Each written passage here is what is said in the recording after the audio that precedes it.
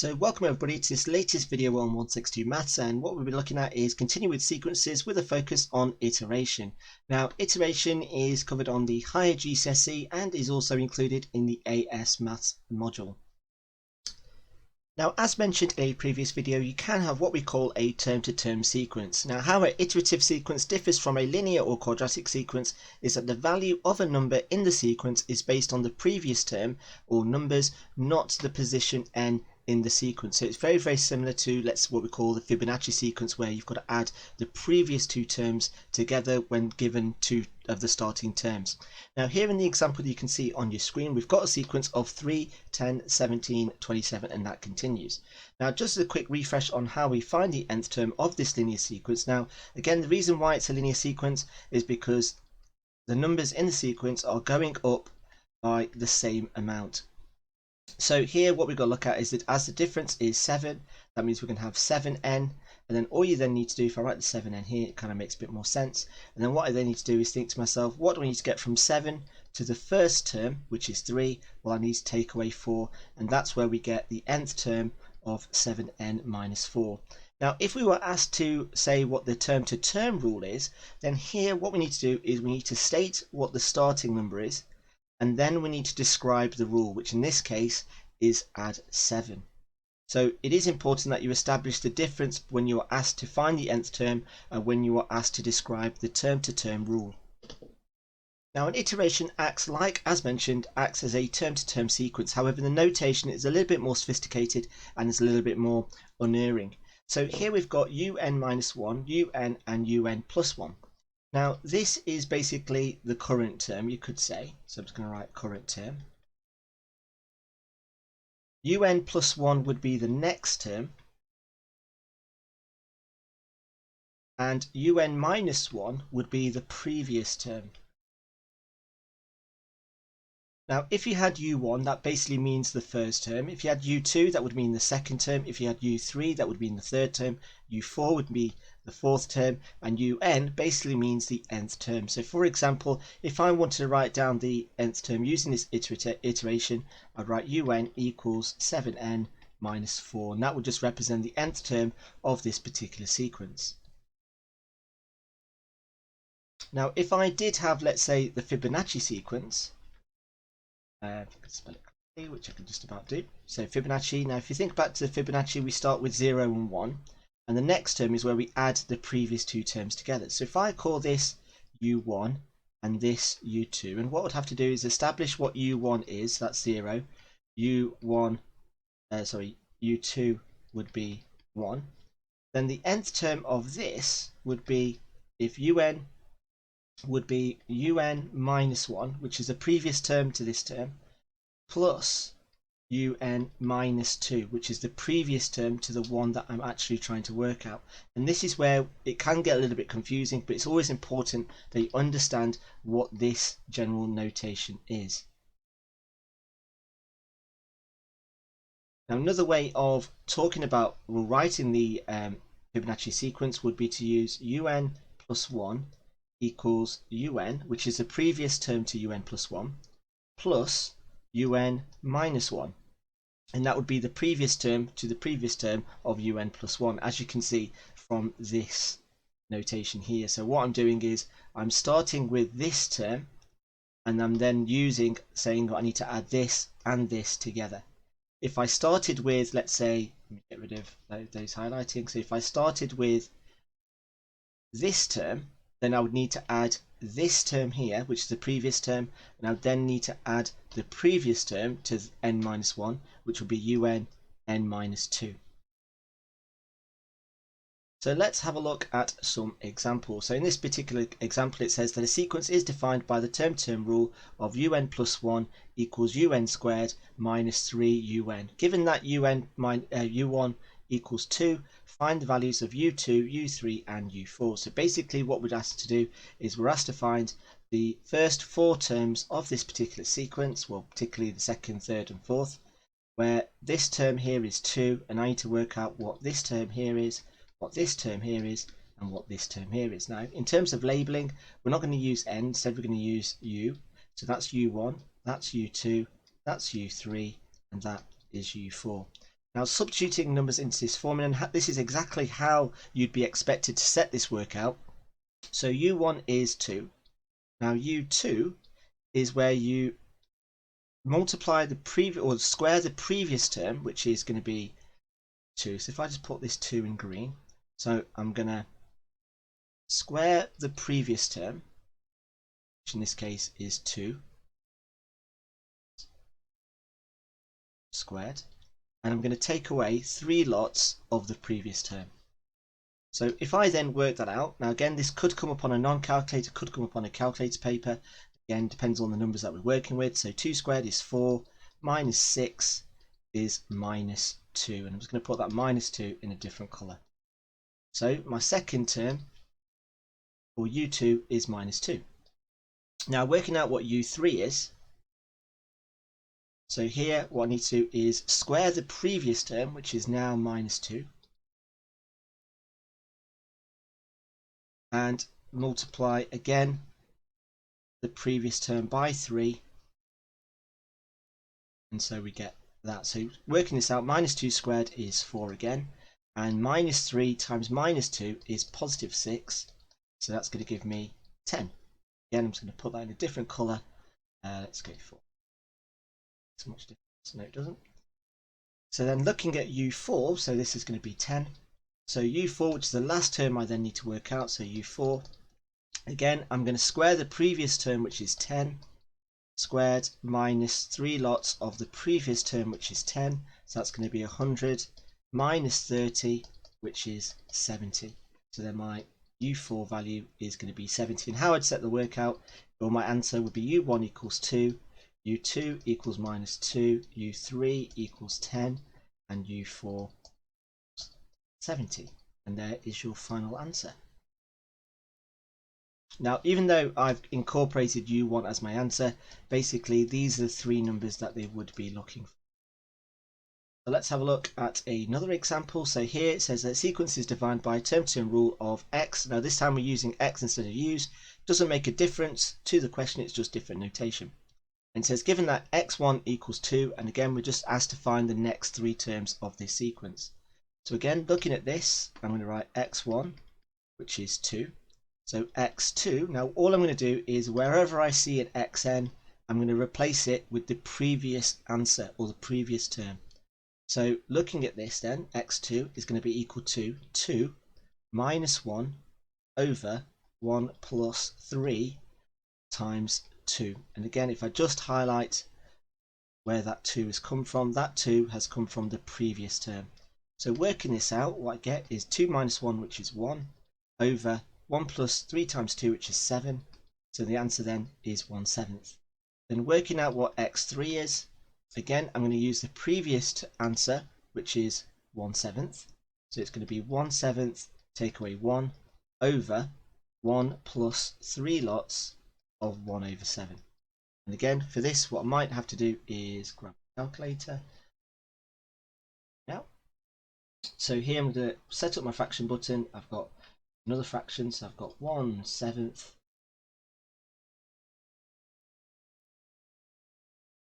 minus 1.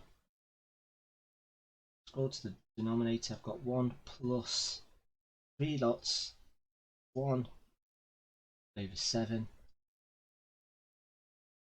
Close the bracket, and I get an answer of minus 3/5. So the answer to this then, minus. And then for x4, I need to repeat the process. But again, this time, all I'm doing is I'm going to be, highlight where that 7th has come from. So instead, rather than using a 7th, I'm now going to use minus 3/5. I've got minus 3/5, take away 1 over 1 plus 3 lots of minus. And again, I'm just going to put that into my calculator. Now, if I've already got it on my calculator, all I need to do is basically just change these values. So here, I'm just going to change this fraction to minus fifths. Now, when you are entering fractions and it's a negative, it doesn't really matter where your negative is on the numerator or the denominator, it should give you the same.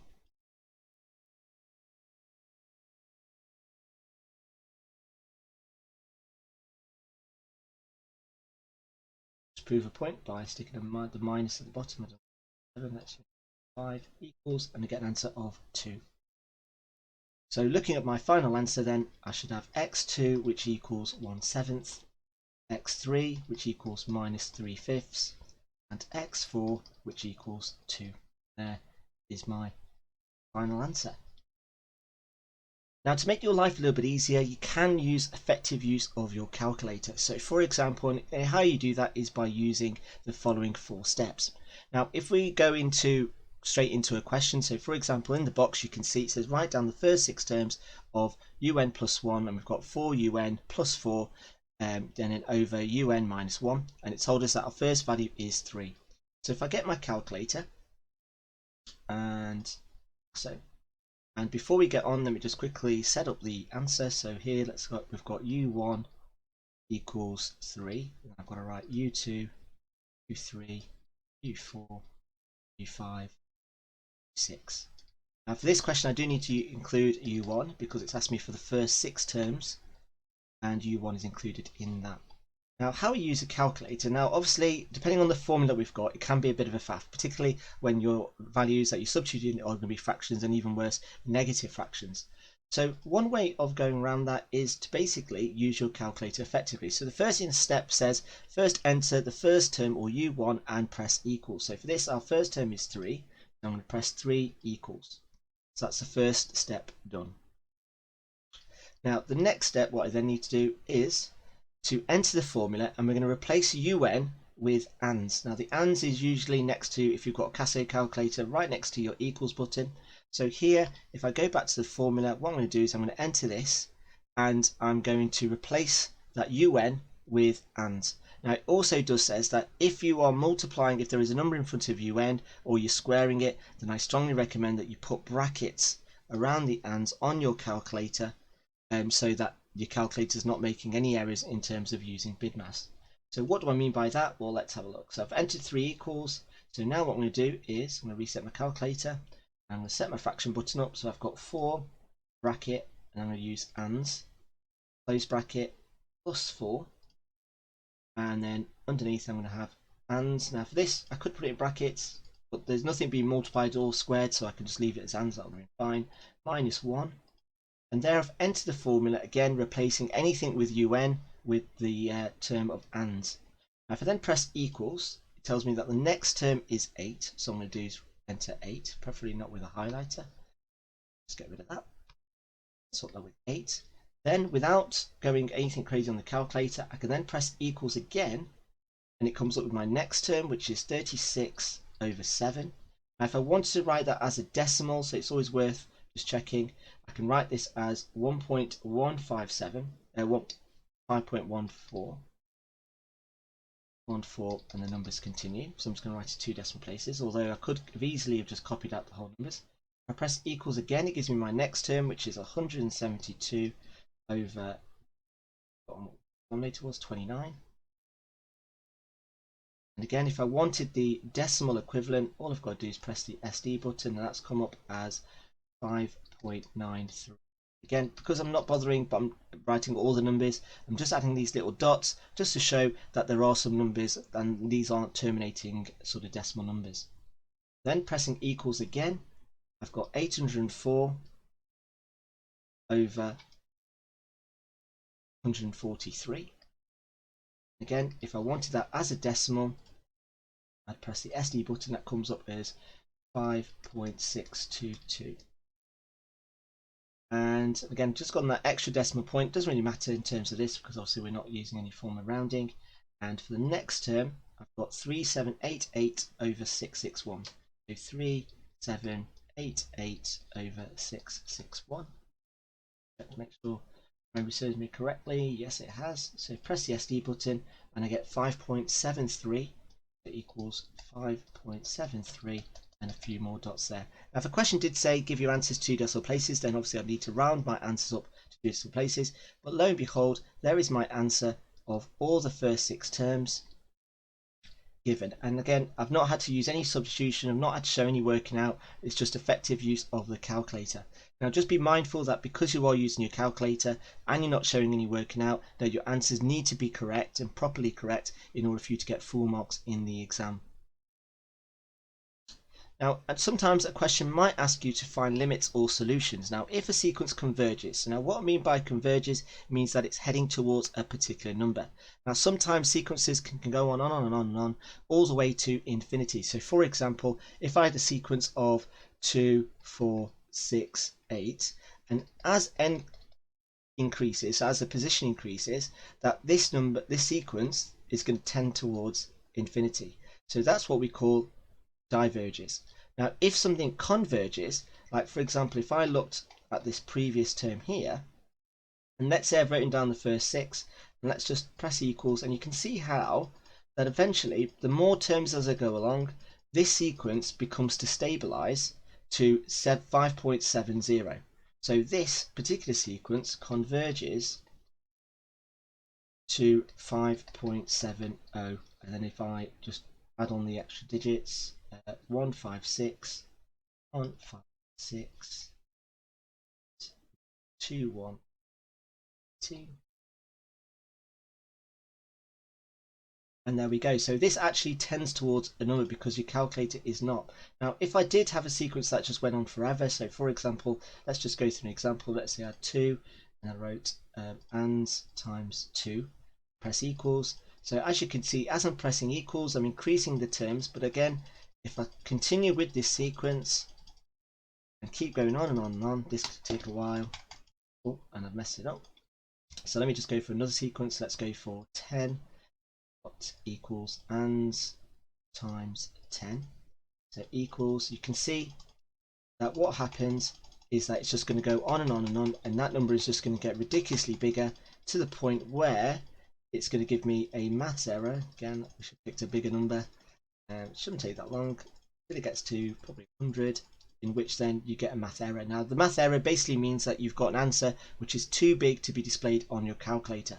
So although a math error can sometimes represent that you've entered something incorrectly, a math error can also mean that you've got infinity on your calculator, or a number that's too large to be represented on your calculator. So going back to this then, so if a sequence converges, it will tend towards a particular value. This is sometimes known as its limit or its solution. Now, if a sequence converges, get rid of that second S. Okay, so if a sequence converges, to find its limit by finding the value of a high term in the sequence, i.e. find the 100th term or the 1000th term. So for example here, questions asked, here we've got a iteration, so we've got xn plus 1 equals 4 minus 1 over xn. It says using the starting value of x1 equals 1, find the solution to this to one decimal place. So again, what I'm going to do is I'm going to use my calculator to do this. So from this, now one thing I could do is basically work out a really high term, which is going to be really difficult because I'm going to need to work out the previous term. So for this, what we need to do is enter the first term, which in this case is 1. Press 1 equals. And then I'm then going to enter the formula, replacing xn with and. So I've got 4 minus, and then my fraction, 1 over, and I'm going to press equals. Now I don't need to put the ands in brackets. I could, it won't make a difference. I'm going to leave it as is because there's nothing being multiplied or risen to the power of and. So there we go. So I press equals and I've got 3. So that's the second term. Third term is that. Fourth, fifth, sixth, seventh, eighth, ninth, 10th, 11th, 12th, 14th. As you can see, as I press equals, that term is just going to converge to this number you can see on the calculator. Now to one decimal place, that is going to be 3.7. So the answer here is it converges to 3.7 to one decimal place. Now if you want to show some working out, then one thing I would suggest that you do is write x1, which equals 1, x2 equals, and whatever number that equals, x3 equals whatever number that is, x4 equals that number, x5 equals that number, x6 equals that number, and what you're looking for is where to one decimal place those numbers do not change. And then and there you can write your final answer. And once you've got that the first decimal number place number does not change, then you just simply round that number up to one decimal place, and here we've got our answer. So let's have a look at this next example. So again, a question that's very, very similar to the previous question. So it says that here we've got our iteration, so xn plus 1 equals 3 plus 2 over the previous term squared. And it says, using the starting value of x1, find the solution to this. Now again, setting your work out, one thing I would suggest that you do is write x1, which equals 3, x2, x3, x4, x5. And again, what we're looking for is we're looking for values of where it's going to stabilize. So I'm going to get my calculator again. And here what I'm going to do is I'm going to enter the first value, which is 3 equals, and then I'm going to enter the formula, which I've got 3 plus, and then set up my fraction, which I've got 2 over. Now this I'm going to put my ands in brackets because I'm squaring it. So there I'm just checking that is the actual formula. Brilliant. Press equals, and I get my first term, which is 29 over 9, which as a decimal gives me an answer of 3.2 recurring. And then for the next term, if I press equals again, it gives me 2,685 over 841. But again, because I'm wanting decimals, I convert that to a decimal, which I get 3.19262. And I've got a few numbers. Now, how many of these numbers do I need to write? Well, I'm only interested in one decimal place, so in theory, I would go for at least 2. If you want to go a little bit extra, just play it safe, then that's absolutely fine. Pressing equals again. So here I've got 3. Now, my calculator's just given me the answer as a decimal, so no fractions involved, in which I've got 196215543. So I've written down all the numbers on my calculator. Now, for this, you do need to be careful of just only pressing the calculator once. And because you are going to need to write down at least a couple of terms depending on how many marks this is worth. So if it's worth 4 marks, then you'll need to write down 4 of these terms at the very least. So x5 is 3.195775291, and x to the power 6 is 3.195829235. Now, although the numbers at the end are changing to one decimal place, the numbers are not. So here I'm getting 3.19, 3.19, that's to 2 decimal places. So you can see here that that is not changing. So from that, what I can now do, I don't need to go to x7 or anything like that. So what I need to do is then basically say that the solution is going to be 3.2 to 1 decimal place. And there is my final answer. This example says that a sequence is given by un plus 1 equals 5 minus a third times the previous term, where u1 equals 6. So the first part A is asking me to write down the first 5 terms of this particular sequence. So again, what I'm going to do for part A, so I've got u1 equals 6. So u2, and again I'm going to use my calculator to work this out. So let's get the calculator and reset. So here we've got 6. I'm going to press 6 equals, and I'm going to enter the formula. So I've got 5 minus, I've got a third, and then I've got times the previous term, which is ands equals. Now I press equals, and I get the next term being 3. So then u3, again with the calculator, not resetting it, I'm just going to press equals again. Next term is 4. u4 is going to be 11 over 3, which as a decimal is more commonly known as 3.6 recurring, and u5, which is the last term we then need to find. And again, get the calculator, press equals, get 34 over 9, which as a decimal gives me 3.7 recurring. Now the question then says calculate the limit to which the sequence is converging. So as you can see, that number is kind of going from 6, 3, 4, and then 3.6, 3.7. So with my calculator, still with everything all on there, if I continue press equals, I'm looking for where the calculator does not change. And it's getting to a point where it doesn't change from 3.75. So for part B, the solution, stroke the limit, is going to be equal to 3.75, and that's what the sequence will tend towards. Now, if you were doing part B on a high level paper, i.e. an A level paper, then you might have to show a little bit more working out rather than just simply substituting numbers and keep constantly pressing equals on your calculator.